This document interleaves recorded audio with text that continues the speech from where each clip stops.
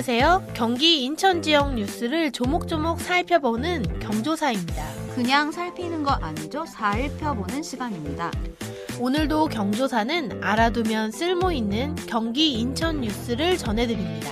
경기 인천 주민들을 위한 팟캐스트 경조사입니다. 2주간의 경기 인천 소식을 전해드리는 요즘 우리 동네는입니다. 지난 시간에 지역체육회장 선거가 예정돼 있다는 거 저희가 말씀드렸잖아요.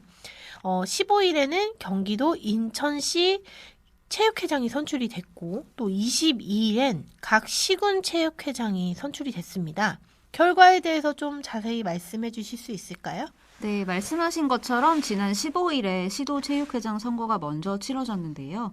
경기도하고 인천시 모두 현 회장이 재선에 성공했습니다. 경기도는 이원성 체육회장이고요. 인천시는 이규생 회장입니다. 그리고 일주일 뒤인 22일에는 시군 체육회장 선거가 있었는데요. 경기도 같은 경우에는 지금 회장 31명 중에 12명이 연임에 도전했는데요. 그중 9명이 재선에 성공했습니다. 재선 비율이 높네요. 네네. 저희가 지난 방송에서 체육회장 선거를 말씀해 주시면서 이렇게 민선 체제가 된 게 정치와 체육을 분리하자 이런 취지라고 하셨잖아요. 그렇죠. 이번에 사실 지방선거 때 단체장이 교체된 곳이 좀 많았어요. 경기도 인천에. 어쨌든 재선에 성공한 회장이 9명밖에 없다는 건 단체장이 바뀐 여파가 있는 건가요? 지난 방송에서 말씀드렸듯이 아예 관계가 없다 이렇게 말씀드리기는 어렵겠지만요. 그래도 시장이 바뀌었는데 연임에 성공한 회장들도 있습니다. 예를 들면 이규생 인천시 체육회장이 좀 대표적인데요. 더불어민주당 소속인 박남춘 인천시장 시절에 처음 이분이 회장이 된 건데 이번에 국민의힘 소속인 유정복 시장으로 바뀐 후에도 연임에 성공한 사례입니다. 그리고 이용기 성남시 체육회장도 민주당 소속인 은수미 전 성남시장 시절에 처음 회장이 됐는데 마찬가지로 이번에 국민의힘 소속인 신상진 시장 체제가 됐지만 재선에 성공한 분입니다. 사실 이게 대선이나 지방선거처럼 모두가 다 참여하는 이런 공직선거가 아니라서 그래서 유권자가 좀 제한적이잖아요. 그렇죠. 참여율이 높을까 이런 생각이 좀 들어요. 근데 굉장히 선거 연기는 또 대단했다고 들었는데 투표율이나 후보들 경쟁률은 좀 어땠나요? 우선 경기도에서는 고양시가 가장 경쟁률이 치열했는데요. 경쟁률이 무려 5대 1이었습니다. 투표율도 높은 편이었는데요. 경기도 체육회장 선거 같은 경우는 75.3%였고요. 인천시 체육회장 선거는 84.4%를 기록했습니다. 투표일에 날씨도 춥고 눈도 왔는데 다들 정말 소중한 한 표를 행사하신 거죠. 이따 2부에서도 좀 자세히 말씀드리겠지만 올해는 정말 투표로 시작해서 투표로 끝난 한 해였습니다. 내년 3월엔 또 농축수협 조합장을 뽑는 선거가 있다고 합니다. 벌써부터 물밑에서 경쟁이 치열한데요. 경조사에서 이런 지역 곳곳에 여러 선거 소식 계속 말씀드리도록 하겠습니다. 네, 그리고 내년 경기도 인천시 예산안이 통과됐다고 하는데요. 새 살림이 좀 어떻게 확정됐는지 간략하게 설명해 주실 수 있을까요? 네, 그 내년도 예산안이 천신만고 끝에 법정 기한을 하루 딱 넘겼거든요. 최종 의결이 됐어요. 지난 17일에. 경기도 의회가 17일에 정례회를 열고서 33조 8,104억 원 규모의 내년도 경기도 본 예산안을 통과시켰습니다. 함께 22조 3천억 규모의 도교육청, 경기도교육청 예산안도 함께 의결을 했는데요. 핵심부터 살피면 김동연 지사의 핵심 공약 사업들, 예술인 기회소득, 경기 청년 사다리 프로그램, 노인 일자리 확대 등과 같은 사업들이 좀 많이 통과가 잘 됐고요. 특히 5대 기회 패키지 사업이 김동연 지사의 어떤 핵심 사업 중에 하나인데 이번 예산안을 통해서 좀 적극적으로 내년부터 추진이 될 것 같습니다. 청년과 베이비 부머의 도약을 지원하는 기회 사다리 사업인데 청년 면접수당 확대를 했고요. 이건 전에도 있었던 계속 사업인데 112억 원이 확대가 됐고 경기 청년 갭이어 운영이 41억 원, 청년 사다리 사업 20억 원 등이 해서 총 1,363억 원이 확정이 됐습니다. 또 이 밖에 지금 경제가 워낙 어려워서 정부는 좀 민생 관련 예산을 줄였는데 도는 이걸 좀 확대를 했어요. 경기 침체로 어려움을 겪는 취약계층을 집중 지원하기 위해서 주로 아동, 어르신, 장애인 등 취약계층에 대한 선제적 지원 사업 이걸 기회 안전망 사업이라고 하는데 이걸 3,800억 원을 투입하겠다고 지금 밝혔습니다. 또 저희 기대를 모았던 성감학원 피해자 지원도 지원 관련으로 7억 4천만 원, 추모비 설치로 1억 원 이렇게 모두 원안대로 통과가 됐는데요. 그래서 내년부터는 피해자 위로금 1인당 500만 원 그리고 생활안정지원금 월 20만 원이 자체 지원을 할 것으로 보이는데 이게 아직은 좀 문제가 있는 건 경기도로 한정을 했다는 거. 경기도 거주하는 피해자. 요거는 아직 계속 논란이 좀 될 것 같습니다. 임태희 교육감, 경기도 교육감 핵심 정책인 아이비 교육 또 그리고 그 카페테리아, 급식 운영 사업도 탄력을 받을 전망입니다. 아이비 교육은 대학 연계 아이비 전문가를 양성하겠다는 건데요. 대학 입학의 국제 자격증 제도 같은 이런 건데 이 예산을 사실 처음에 좀 감액 조정이 됐어요. 그리고 카페테리아 사업도 좀 감액 조정이 됐었는데 원안대로 통과하면서 이것도 사업 추진에는 문제가 없을 것으로 보입니다. 인천시도 16일에 마지막 본회의를 열고 13조 9천억 규모의 인천시 내년도 본 예산안을 통과시켰고 인천시 교육청도 5조 3천억 규모로 예산을 통과했습니다. 네네.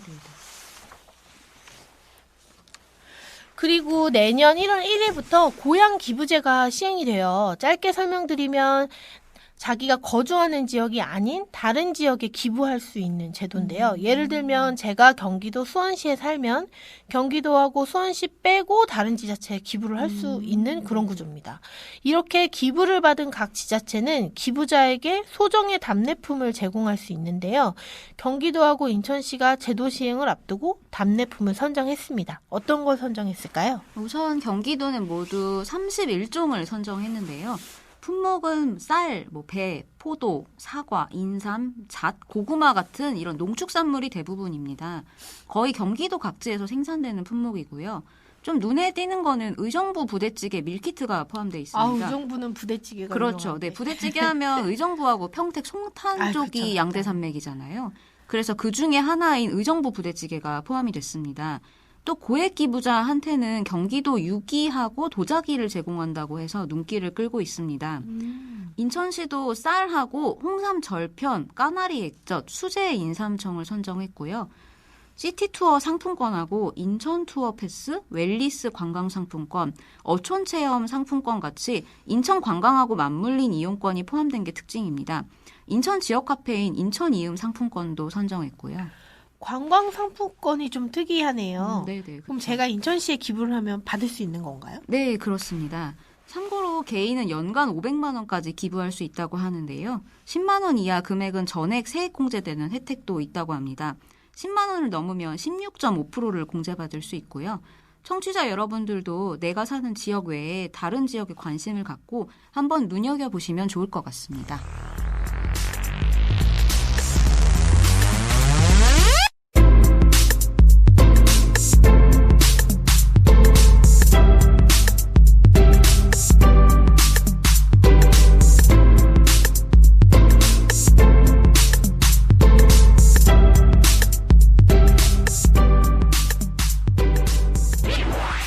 네, 이번엔 경기 인천 지역의 여러 소식 중에서 핵심 뉴스를 좀 더 깊이 있게 알아보는 우리 동네 이런 일이 순서입니다. 보통 2부 순서에선 저희가 2주간 있었던 소식 중에 하나를 골라서 좀 더 심층적으로 말씀을 드렸었는데요. 오늘은 연말인 만큼 2022년 한 해 동안 경기도 인천시에서 있었던 주요 뉴스들을 10개 정도로 정리해서 말씀드릴까 합니다. 우선 올해는 대선과 지방선거가 연달아 있었던 선거의 해였습니다. 윤석열 대통령이 당선되면서 중앙 권력도 바뀌었는데 경기도하고 인천시도 그만큼 모두 단체장이 바뀌었습니다. 그래서 저희가 뽑은 첫 번째 뉴스는 김동연, 유정복 당선, 경기도 의회는 사상 첫 여야 동수입니다. 좀 더 자세히 설명해 주실 수 있을까요? 네, 말씀하신 대로 올해는 시작부터 선거로 들썩였던 해였습니다. 대통령도 바뀌었지만 경기도하고 인천시도 도지사하고 시장이 모두 바뀌면서 큰 변화가 있었는데요. 우선 경기도지사는 문재인 정부에서 경제부총리 겸 기획재정부 장관을 지냈던 김동연 경기도지사가 당선이 됐습니다. 이번 대선에서 윤석열 대통령이 정말 극적으로 당선이 됐잖아요. 네. 도지사 선거는 더 드라마틱했습니다. 이날 사실 저도 현장에 있었는데 선거가 6월 1일이었죠. 개표가 시작되고 상대 후보였던 김은혜 국민의힘 후보가 계속 사실 1위를 지켰어요. 네. 그러다가 새벽 5시 30분에 개표가 96%나 진행이 됐는데 갑자기 김동연 경기도지사가 앞지르기 시작했죠. 그렇죠. 두 후보의 표차가 8,000표 정도밖에 차이가 안 났을 정도로 굉장한 초접전 선거였고요. 특히 이때 선거가 대선이 치러지고 3개월 만에 한 선거였다 보니까 굉장히 화제가 많이 됐습니다. 인천시처럼 또 국민의힘이 이긴 지역이 많았는데 경기도지사가 이 와중에도 극적으로 민주당 후보로 승리를 하면서 의미가 또 굉장히 컸고요. 네. 김 지사가 당선된 데에는 뭐 여러 요인이 있었겠지만 이분이 워낙 흑수저 신화로 유명한 분이잖아요. 그러다 네. 보니까 인물론이 결국 통한 거 아니냐 이런 분석이 많았습니다. 반면에 유정복 인천시장은 비교적 일찍 승리를 확정을 했습니다. 이분은 전전 인천시장을 역임했던 분이고요. 이번 선거 때는 당시 시장이었던 박남춘 전 시장하고 경쟁을 했는데요. 우선 박남춘 전 시장도 그렇지만 유정복 시장도 이미 인지도 면에선 시민들에게 매우 친숙한 인물이에요. 그래서 네. 결국 인천 시민분들은 정권 견제보다는 출범한 지 얼마 안 된 새 정부에 힘을 싣고 또 안정적으로 시정이 운영되는 쪽에 투표한 거 아니냐 이런 분석이 나왔고요. 경기도하고 인천시 유권자들의 이런 투표 경향이 각 지방의회 구성에서도 아주 고스란히 나타났습니다. 네. 인천시에는 전체 의석이 40석인데 절반이 넘는 26석을 국민의힘이 가져갔고요. 반면에 이제 경기도의회가 아주 재밌는데요. 경기도의회 같은 경우엔 도지사 선거가 굉장히 초접전을 벌인 끝에 김 지사가 가까스로 당선이 됐는데 도의회는 더불어민주당하고 국민의힘이 정확하게 78대 78 네. 여야 동수가 됐습니다. 어느 한쪽이 주도권을 잡을 수가 없는 구조다 보니까요. 네. 의장 선출부터 지금까지 논란이 내내 끊이질 않습니다. 네. 사실 그렇다 보니까 이 대선이나 지방선거 하나만 있어도 전국이 시끄럽고 그런데 올해는 이런 큰 선거가 두 개나 연달아서 있다 보니까 사실 상반기에 정신이 많이 없긴 했었죠. 네, 맞아요. 네, 근데 자연스럽게 그래서 이번 뉴스도 짧게 언급하고 넘어가면 좋을 것 같은데요. 이 경기도 같은 경우에는 광교 신청사로 이사를 갔어요. 네, 경기도청이 원래는 수원역 가까이 팔달산 아래 있었어요. 네. 김문수 도지사 시절에 전 광교 신도시를 만들면서 여기에 도청을 옮기겠다 이런 공약을 했거든요. 그래서 그 후로도 근데 옮긴다 만다 말이 참 많았는데 결국에는 무사히 마치고 공사를 지난 5월 네. 30일 광교 신청사 시대를 열었습니다. 경기도 의회는 그것보다 조금 더 빨리 이사를 네. 갔고요. 김동연 지사는 광교 신청사에서 처음 일하는 경기도지사가 됐습니다. 그렇습니다. 그리고 그 경기도청사에 이어서 내년에는 경기도교육청도 광교 신청사로 이사를 올 계획이라고 하는데 어떨지 좀 궁금합니다. 네. 그리고 다음 뉴스는 인구 100만 명인 도시가 특례시가 된 일입니다. 네, 전국엔 4곳이 있는데요. 그중에 경기도에 3곳이 있죠. 수원시, 고양시, 용인시입니다. 그런데 이 특례시가 돼서 뭐가 좀 달라진 게 많이 있나요? 우선 전에는 정부나 경기도의 승인이나 허가가 필요했던 여러 사무들에 대한 권한이 특례시에는 좀 확대된 부분이 있습니다. 대도시권, 광역교통 관리 업무 같이 정부가 담당했던 일부 사무들을 특례시는 직접 맡을 수 있게 된 건데요. 전에는 인구 100만 명 이상이라도 인구가 10만 명인 시하고 복지급여 관련 기준이 똑같이 적용됐는데 특례시가 되면서 이런 기준이 확대돼서 더 많은 시민들이 복지급여 혜택을 받을 수 있게 된 것도 달라진 점 중 하나입니다. 네. 그런데 아직 충분하지는 않다는 목소리가 많습니다. 이름은 바뀌었는데 그만큼 권한은 많이 주어지지 않았다는 지적이 여전한 상황입니다. 그렇죠. 그래서 무늬만 특례시다 이런 말이 계속 나오고 관련 비판도 나오고 있는 상황인데요. 내년에는 좀 실질적으로 역할을 할 수 있게 개정이 많이 됐으면 좋겠습니다. 그리고 올해는 경기도 인천시의 사건 사고도 참 많았습니다. 비교적 최근 뉴스부터 말씀을 좀 드릴 텐데요. 4번 뉴스는 SPC 계열사 평택 공장에서 청년 노동자가 안타깝게 작업 도중에 사망한 사건이었습니다. 네, 저희가 경조사 2회에서 좀 더 깊이 있게 다루기도 했었는데 SPC 계열사인 SPL의 평택 공장에서 20대 여성이 샌드위치 소스를 배합하는 기계에 빠져서 숨지는 사건이었어요. 이 사건이 알려진 이후에 SPC 불매 운동까지 일어났었죠. 네, 사건에 대해서 다시 짧게 말씀드리면 설명해 주신 대로 20대 노동자가 작업 도중에 숨진 이 공장에선 사건 발생 일주일 전에도 손끼임 사고가 발생했었던 곳입니다. 네. 당시에도 손끼임 사고를 당한 분이 비정규직 파견 근로자라는 이유로 현장에서 치료 조치를 받지 못했었는데요. 그리고 일주일 뒤에 20대 여성 노동자가 사망을 한 겁니다.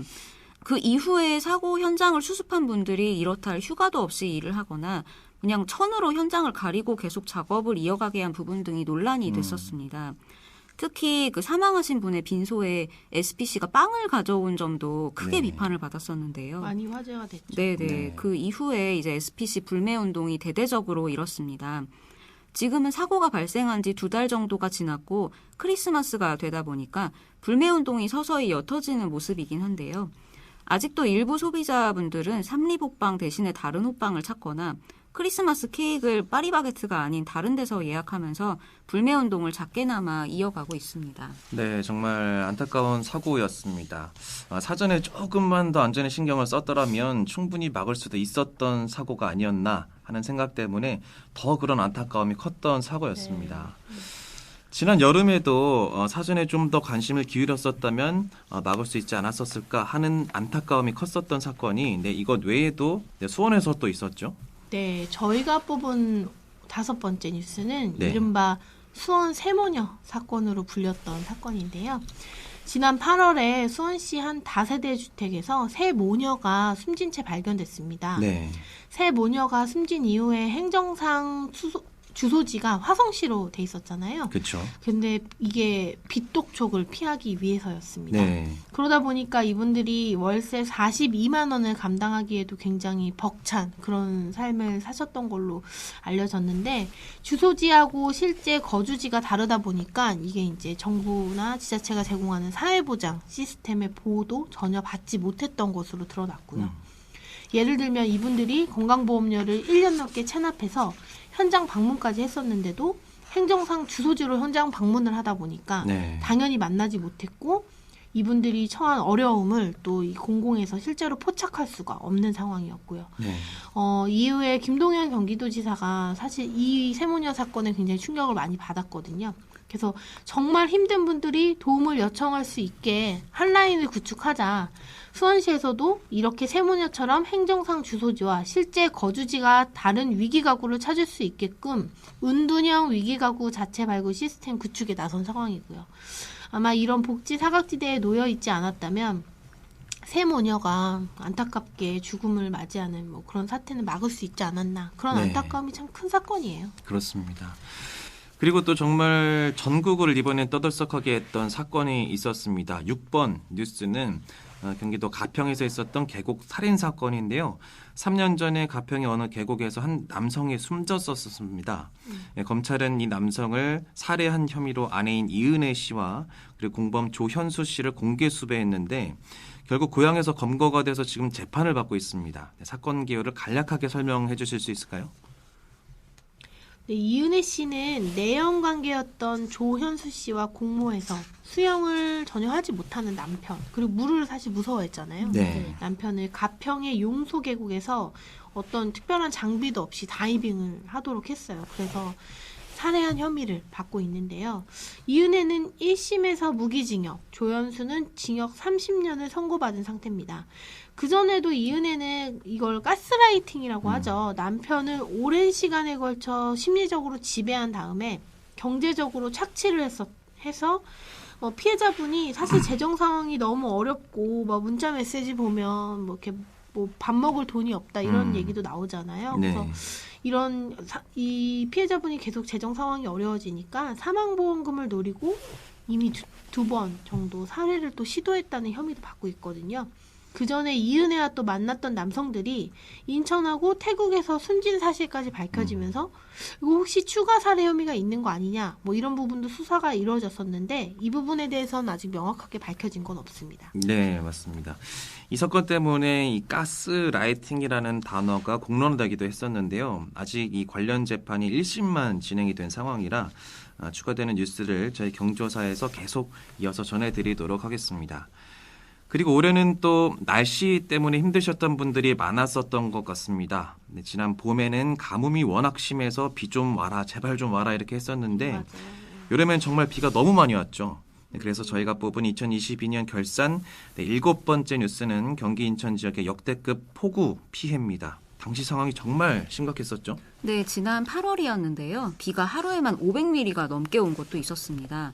당연히 피해가 엄청났고요. 네. 이재민만 수백 명이 발생했습니다. 인명피해가 생기기도 했었는데요. 당시에 성남시, 광주시, 여주시, 양평군, 용인시 등이 특별재난지역으로 선포될 정도였습니다. 이때 피해가 너무 컸다 보니까 거의 3개월이 넘은 지금까지도 아직 피해가 다 복구가 안 된 상태인데요. 다른 데 살 곳을 마련을 해야 되는데 그러지 못한 분들이 많아서 아직도 임시대피 시설에서 머무는 분들이 있을 정도입니다. 이때 반지하 주택의 위험성이 조명되기도 했었는데요.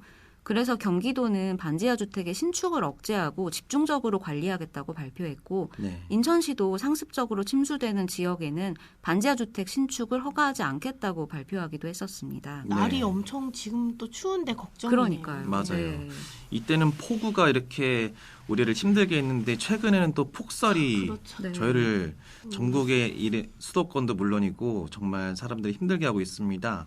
이거 폭설 때문에 자영업자들 피해가 정말 크다는 소식도 계속되고 있는데요. 정말 이 자연의 힘이 제일 무서운 것처럼 네, 날씨가 참 사람 이름으로는 막을 수 없는 일이다 그렇죠. 보니까 네. 늘 애를 좀 태우는 것 같습니다. 네, 네. 이번에는 지역 경제 뉴스를 뽑아왔습니다. 경기도하고 인천시를 대표하는 자동차 기업이죠. 쌍용 자동차가 우여곡절 끝에 KG그룹에 인수됐다는 소식하고 또 한국 GM 부평 2공장의 운영을 중단했다는 소식을 각각 8번과 9번 뉴스로 뽑았습니다. 우선은 쌍용차부터 말씀을 드리면 정말 평택 지역 경제를 좌지우지하는 기업이죠. 네. 작년에는 기업 회생 절차 그러니까 법정 관리에 돌입을 하고 올해는 1년 7개월 만에 졸업을 했습니다. 네, 말씀하셨듯이 쌍용차는 2009년 쌍용차 사태 이후에 마인드라라는 인도 그룹에 인수됐었습니다. 인수된 이후에 티볼리로 부활을 하나 했는데 2019년부터 수출이 줄어들기 시작하면서 적자가 이어졌습니다. 그러다 보니까 마인드라에서 포기를 선언했고 작년에 다시 법정 관리를 신청했는데요. 새 주인을 찾는 과정에서 처음에는 에디슨 모터스라는 전기차 회사에 인수되는가 했는데 결국에 불발이 됐습니다. 이후에 다시 한번 매각을 추진했는데 KG그룹에 인수되는 걸로 최종 결정이 됐습니다. KG그룹은 국내 최초의 비료 회사인 경기화학이 모태인 회사인데요. 계열사가 정말 많습니다. 청취자분들께서 가장 일상에서 쉽게 보실 수 있는 데가 아마 KFC나 할리스 커피일 것 같습니다. KG그룹 계열사인데요. 그리고 온라인 결제할 때 많이 보셨을 이니시스도 KG그룹 계열사입니다. 이번에 KG그룹은 쌍용차를 인수하면서 사명을 KG 모빌리티로 바꾸겠다는 선언을 하기도 했는데요. 사실 쌍용차가 위기일 때마다 쌍용차에서 근무하시는 분들도 그렇지만 평택에 있는 협력업체를 비롯해서 지역경제 전체가 많이 흔들렸었는데요. 이제는 새롭게 도약할 수 있기를 기대하고 있습니다. 네, 그동안 정말 쌍용차 관련해서 먹튀 논란이 정말 많았는데 그쵸. 이번엔 조금 회복되고 다시 태어나는 기회가 되길 바라는 기대감이 커지는 것 같습니다. 이렇게 쌍용차의 회생 소식은 정말 기쁜 일인데 반면에 이 한국 GM 소식은 좀 우울한 얘기입니다. 한국 GM은 인천을 대표하는 자동차 회사인데요. 자동차 공장 운영을 중단을 한 거죠? 네, 지난 11월이었는데요. 부평 2공장이 문을 닫았습니다. 계속 실적이 부진한 게 영향을 미쳤는데요. 지난해 내수 점유율이 4%도 안 되는 상황입니다. 올해도 사정은 비슷하고요. 사실 한국GM은 부평에서 큰 의미를 갖습니다. 본사가 우선 여기에 있고요. 출범은 2002년인데 그 전에 새나라 자동차, 신진자동차, 대우자동차를 거치면서 60년 동안 지역사회와 함께 해왔습니다. 쌍용차가 평택에서 갖는 의미하고 비슷하다고 볼 수 있는데요. 아직 부평 1공장이 남아있기는 한데 이번에 문을 닫은 부평 2공장 같은 경우에는 1962년에 운영을 시작한 이후 60년 동안 정말 인천 자동차 산업의 핵심 역할을 했던 곳입니다.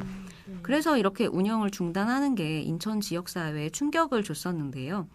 원래 여기선 쉐보레 트렉스하고 말리부를 생산했었는데 이 차량도 단종이 됩니다. 단종이 되는군요. 네네, 앞으로는 트레일 블레이저하고 CUV 차량 2개만 생산한다고 합니다. 차종은 줄이는 대신에 생산 대수를 늘리겠다는 계획인데요. 문제는 여기 부평 2공장에서 일하던 분들입니다. 모두 1,200분 정도인데 창원 공장에 700분 그리고 부평 1공장에 500분이 가는 걸로 결정은 됐는데 당연히 창원으로 전환 배치된 분들이 거세게 반발하고 있습니다. 2년만 창원에서 일하다가 부평으로 돌아오는 걸로 해도 지난달까지 창원으로 가겠다고 신청한 분이 250명 정도밖에 안 된다고 하는데요. 아마 새해에도 계속 논란이 이어질 것 같습니다. 네, 좀 걱정이 되는 상황이군요. 그래도 저희가 이제 며칠만 있으면 새해를 맞이하니까, 네, 저희 경조사에 올해 정리하는 마지막 10번째 뉴스는 좀, 네, 저희 청취자분들에게 기쁨을 안겨줬던 소식으로 마무리할까 합니다. 인천을 연고지로 두고 있는 프로야구팀 SSG 랜더스가 한국 시리즈에서 창단 2년 만에 우승을 했고요. 또 카타르 월드컵에서는 한국 대표팀이 12년 만에 16강 진출이라는 쾌거를 이뤘습니다. 네, SSG 랜더스 우승은 정말 인천 지역에서 큰 경사였는데요. 월드컵 16강 진출도 인천이 고향인 정우영 선수나 이강인 선수, 그리고 FC 안양에서 활동했던 조규성 선수가 정말 큰 활약을 해주면서 경기도하고 인천시에 거주하는 청취자분들께 모처럼 기쁨을 드렸었습니다. 네, 맞습니다. 이번 월드컵도 정말 2002년 월드컵 버금가는 기쁨을 그렇죠. 네, 온 국민이 누렸던 것 같습니다. 네. 네, 저희 경조사가 계속 경기 인천 지역의 기쁜 일 그리고 슬픈 일을 이렇게 하나씩 설명드리고 있는데 올해는 참 슬프고 화가 나는 소식들도 많았던 것 같아요. 네. 내년에는 좀 더 물론 슬픈 일이 아예 없었으면 좋겠지만 네. 안 일어나지 최소화되고 네, 기쁜 일이 더욱더 많은 네, 그런 더 가득 차는 한 해가 되었으면 좋겠습니다. 네, 경조사에서 새해에도 부지런히 청취자분들께 경기 인천 지역의 소식들을 전해드리도록 최선을 다하겠습니다. 네, 지금까지 경기 인천 지역 뉴스를 조목조목 살펴보는 경조사 시간이었습니다. 저희는 또 다른 경조사들 가득 채워서 오겠습니다. 감사합니다. 감사합니다.